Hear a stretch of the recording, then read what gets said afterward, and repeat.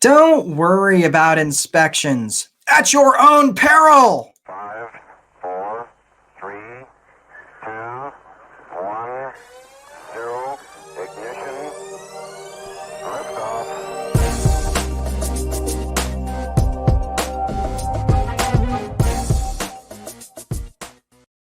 Good afternoon, everybody. It is Mark Dolfini, Landlord Coach, and welcome to the Landlord Coach Daily-ish show. So yes, don't bother doing those inspections of your properties because it doesn't really matter. Yes, at your own peril.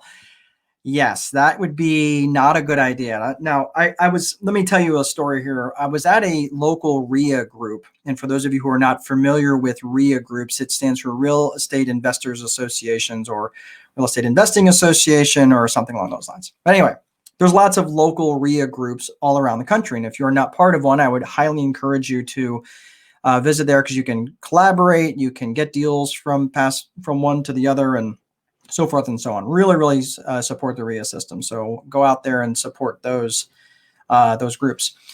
But I was there. I was there as a speaker, and I was out mingling among the crowd, just different people, saying, "Hey, what is it you do?" And I wasn't there. They didn't. I don't think they knew I was new, but they didn't know I was the speaker. So I was talking to this small crowd and telling them a little bit about what I do and about the VIP method that I wrote about in the book, Time Wealthy Investor 2.0. And, just a little bit about, how to set up a vision, looking at infrastructure, processes like rent collection, the landlord cycle that I've talked about, and just different things like that, like when to schedule inspections and stuff like that. And this one guy who was kind of standing off to the side, he was like, yeah, I don't need any of that stuff.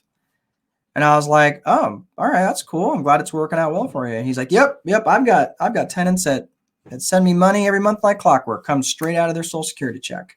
He's like, that, hits their account, comes straight to me. I was like, man, that's awesome. I'm glad that you've got a system that's working out really well for you. He's like, yep, I never hear from them, and all they do is send me money. It's like, true passive income. Never even have to touch the place. I'm like, man, I was like, that's great. I was like, so how often do you visit the property? He's like, well, that's the best part. He's like, they're responsible for all the upkeep. I mean, I haven't been in that property and I don't know. And he sat and thought about it for a minute. I don't know, probably 2 to 3 years. And I said, so you haven't been in the property in 2 to 3 years? I said, okay. And you could start to see there was this clicking going on inside his head. And I said, well, what did you pay for the property? And he says, well, I paid, I didn't pay much for it. I paid, $70,000, maybe $80,000, something like that. And he was saying he was probably worth about $125,000 at that point. And I just kind of looked at him. I was like, just nodding. And it was at that point, I said, so, I didn't really know what to say because I didn't really want to wet this guy's charcoal because he was convinced that he had a really good system going. He had a really good thing going. And I don't ever want to try to tear someone's ideals down. And again, if that was working for him, I wasn't about to. And these people had lived there for a couple of years and they were sending him money. And I was like, so all I said to him was, I'm glad that you have such a high level of trust with those people. Are these people you knew before you rented to them? And he was like, no, I just had a good feeling about them. And you could tell the fervor was leaving his body because he just realized that he's got this $125,000 asset that he has no idea of the condition of this property. And I'm sitting here, and my biggest concern for him was if these people truly only had disability or Social Security or whatever they were getting paid, and it was going straight to him, that's fantastic. But if that's all they have, they're judgment proof. I mean, they could be going in there and completely tearing out the copper out of the walls and destroying the property, costing him tens of thousands of dollars, and they're judgment proof. They don't have an ability to pay that, even if they were doing some significant damage. I remember a property that I ended up, it was one of my first managed properties, and it was being rented by a recruiter. It was an Army recruiter, and this couple was living out of the country, and they were moving. They were getting ready to move. Well, this family and the Army recruiter was out busting his ass. I mean, he was out doing, working, but the problem was his family. His family had absolutely destroyed this house on the inside, and it was sad because, I mean, they probably did close to $20,000 worth of damage just in how they had treated the property. And then, of course, they also had ferrets inside the house.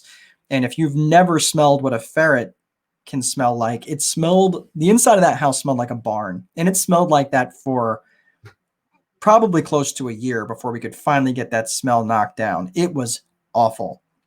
So I want, and normally I end with a quote of the day, but I'm going to give the quote of the day, or thought of the day rather, right now. But people respect what you inspect. People respect what you inspect. And I learned that from one of my favorite business books. It's called The Ultimate Sales Machine by Chet Holmes. I was actually thinking about this when I was putting the show together. And the concept of people only respect what you inspect. This guy, Chet Holmes, this is actually one of the first books that I read after college. And it's called The Ultimate Sales Machine. Now, it was different for me. It was different from any other book. In fact, this was probably one of the first books I had read after college, and it really started me down a road of self-education and continual education long after my time at Purdue. And after I had graduated from Purdue, I was like, man, I am done reading. My brains were fried. I was completely over it at that point. But this book really changed a lot for me. So I'd highly recommend it. Chet Holmes, unfortunately, passed away in his early 40s, and he probably passed away, maybe it might be 10 years ago now. And I was going to reach out to him to see if he would be willing to endorse my book, because his book was so instrumental and so good for me in terms of just changing my paradigm and expanding my brain in terms of how I was looking at things, right? Because up to that point, I had a very analytical, logically oriented brain, nothing related to the sales process. But nothing happens until a sale happens, right? And my background being in accounting, I mean, I have an accounting and finance degree, minor in finance, but an accounting degree. I was very structured in that way. I never really thought of things in terms of the sales process, the sales role. So this book really, really changed things for me in a lot of different ways in terms of setting things up as a business, setting things up and kind of backfilling this against the E-Myth, which was Michael Gerber's book, which changed a lot of things for a lot of people. This book really took my sales process to a whole other level, right? Just because I had an accounting background and a real estate background, and I was reading a lot of books on accounting and finance. I was reading a lot of books on real estate and different things on real estate and finance and real estate transactions and negotiations and things like that. This was really truly the first sales book I had ever read.